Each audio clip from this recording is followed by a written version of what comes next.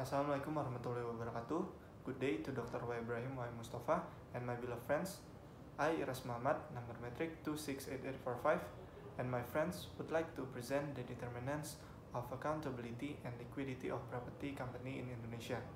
In this presentation, I would like to discuss the introduction, company overview, problem statement, research objective, and research question. So first, the property sector is one of the most stabilized sectors in Indonesia. There are countless companies that shifted their corporation to the property sector throughout the development of Indonesia that is growing more wider. Furthermore, the property industry sector has a good prospect in near future in Indonesia, as there are a few potential for it to be cultivated with a positive growth. But this company sometimes has to face problems and difficulties. Therefore, this chapter will describe the 5 dominating companies in Indonesia and their problem they faced in the past few years. Next, there are 5 property companies in Indonesia that have been chosen to conduct this study. The 5 companies are: the first one is PT Ciputra Development. This company was founded by Dr. Insinyur Ciputra on October 2020, 1981, with the starting name PT Citra Habitat Indonesia. PT Citra Development can be considered to have a good mechanism in developing its own company in the property sector, as it is now one of the prominent and most diversified property companies in Indonesia. The second one is PT Alam Sutera Realty. This company first began with the construction of the first project in an integrated area named Alam Sutera in 1994. As well, this company has a vision to be the best property developer that puts towards innovation to enhance the quality of life. The third one is PT Agung Podomoro Land. Agung Podomoro Land, known as a leading integrated diversified real estate owner, developer, and manager in the retail, commercial, and residential real estate segments with diversified holdings in Indonesia. The fourth one is PT Sentul City. This company was created under the name of PT Centagria Karisma by deed on April 16, 1993. And changed to PT Sentul City in 2006. It has a region of 3,100 hectares. Sentul City is a reality coordinated as arranged green municipality situated between the quick creating region south of Jakarta and Bogor, offering imaginative worldwide plan engineering, bringing about a high caliber to ascend as a reasonable network of French Jakarta. The last one is PT Lippo Karawaci. PT Lippo Karawaci was first established as a PT Tunggal Reksa Kencana in 1990 as a subsidiary of Lippo Group. PT Lippo Karawaci was founded on a vision to impact lives through the development of well-planned, sustainable, independent township within green environment and first-class physical and social infrastructure. Right now, as we probably am aware almost all companies in the world are facing worldwide danger, which is called COVID-19. Because of this global issue, several companies are in closure as these companies starting to go out of business or commonly known as bankrupt. This happened because the company cannot pay off some short-term debt, which result in them being involved in liquidity risk difficulties. Many companies are affected by this problem, especially in the property sector. It is important that these companies understand the risk, where the potential liquidity risks are within their business and how to manage and monitor liquidity within the business. Therefore, in this report, the determinants of the internal and external factors that influence the accountability and liquidity of the property companies in Indonesia have to be found. For research objective, these reports aim to find the determinant of accountability and liquidity of property company in Indonesia. The objective of this study are: the first, to investigate the impact of internal factors towards accountability and liquidity of the property company in Indonesia.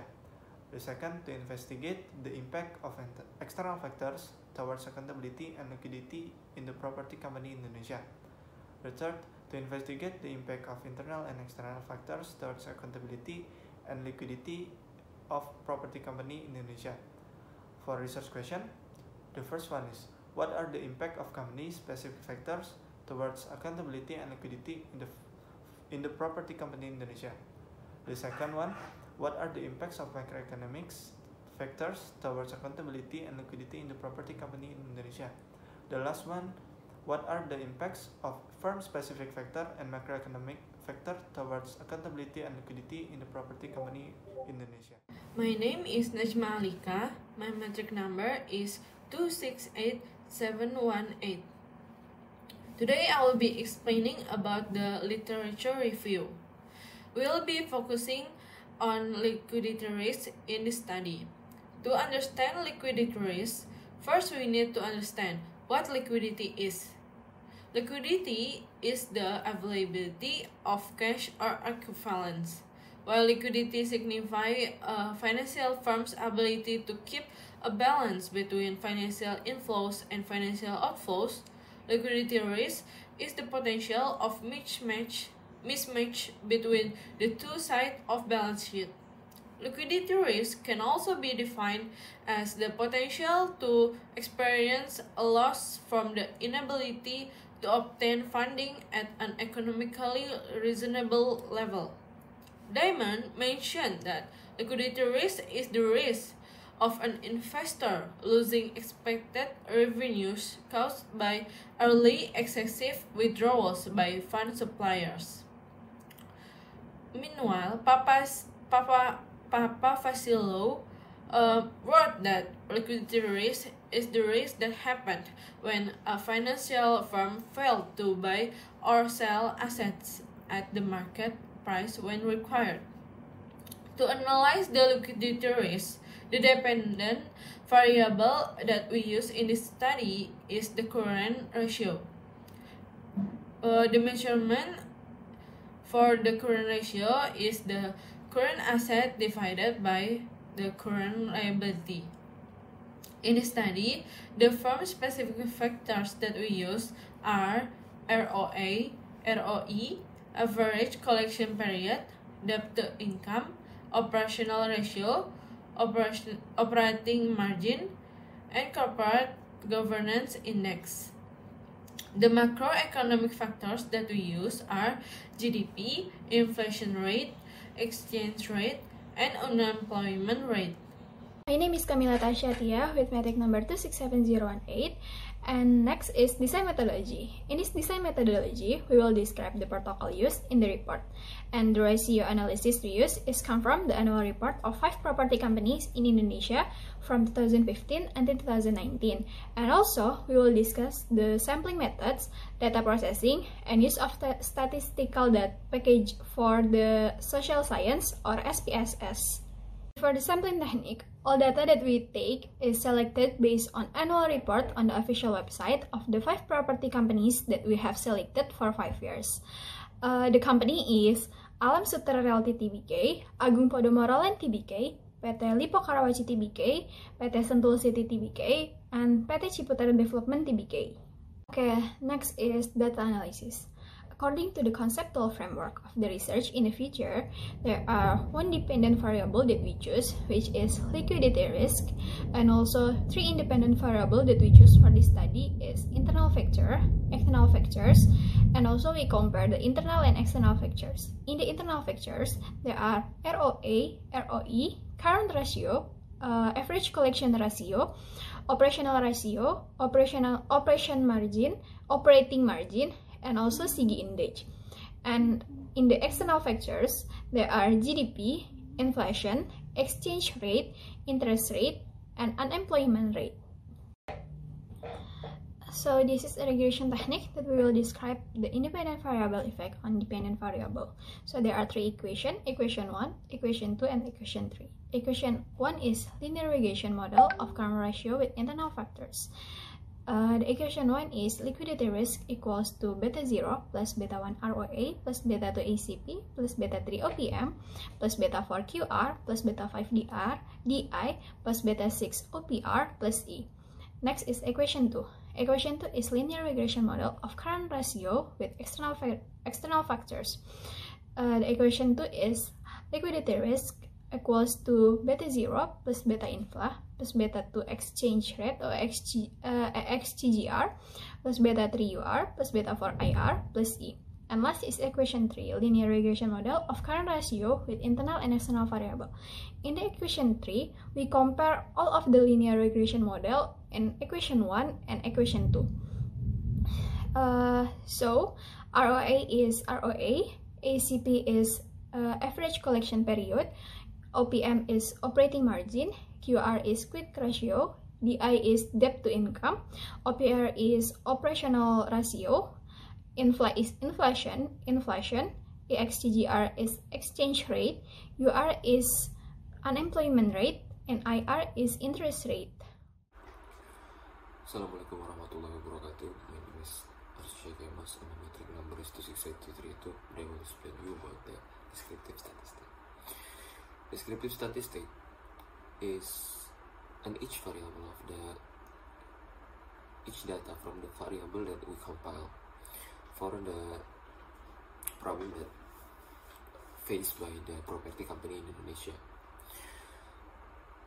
There is three model that we use: internal, external, and external factor.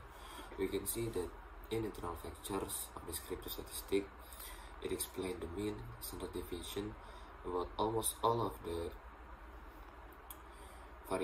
independent variable that we want to find the correlation with the dependent variable, and also for the external variable and for the internal and external variable, internal and external model.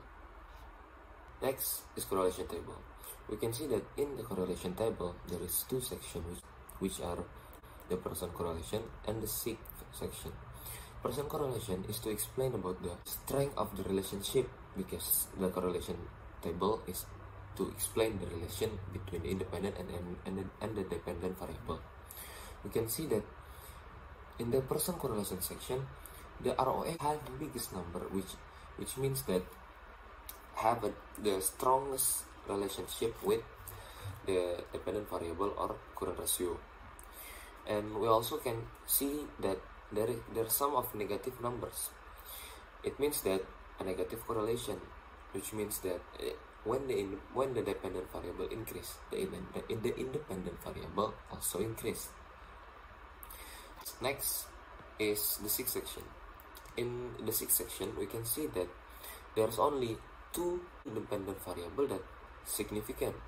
First is ROA with 0.000, which means that it lower than 0.001 for the p-value, and it's explained that it strongly have a strong relationship and strongly significant.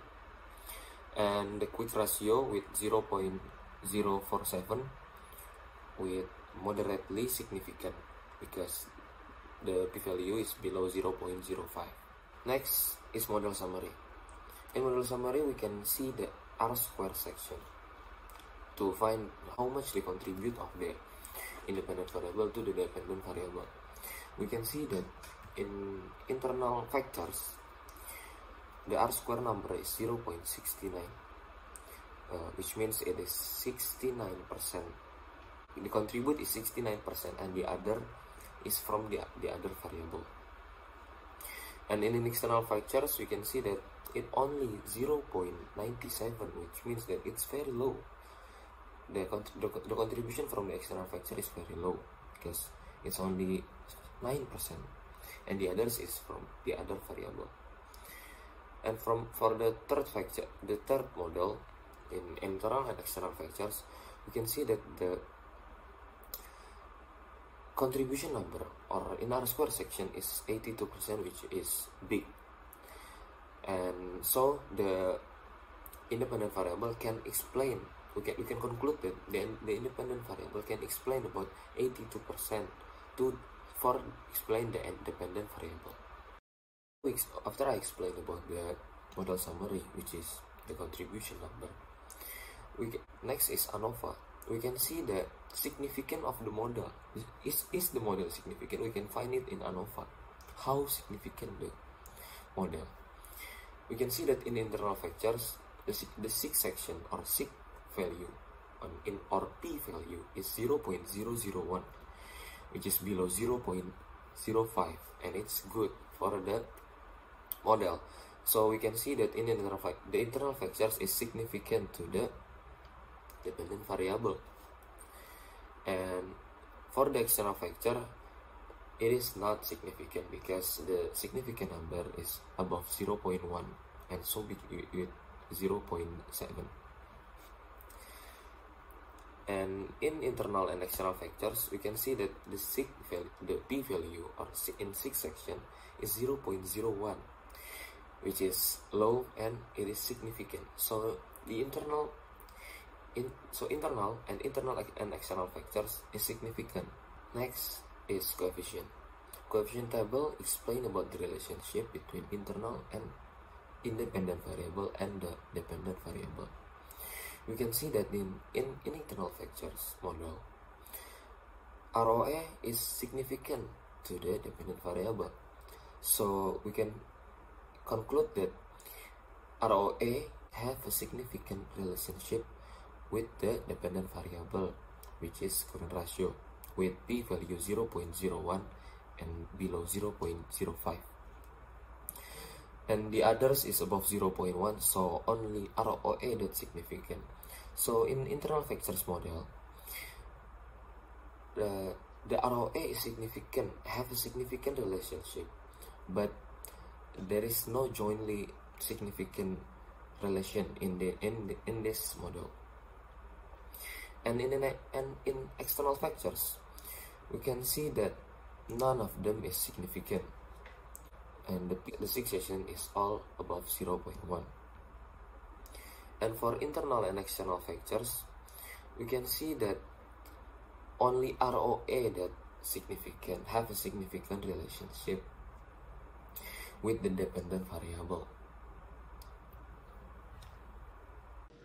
Bismillahirrahmanirrahim. Assalamualaikum warahmatullahi wabarakatuh. My name is Alif Fatan Muhammad and my metric number is 268850.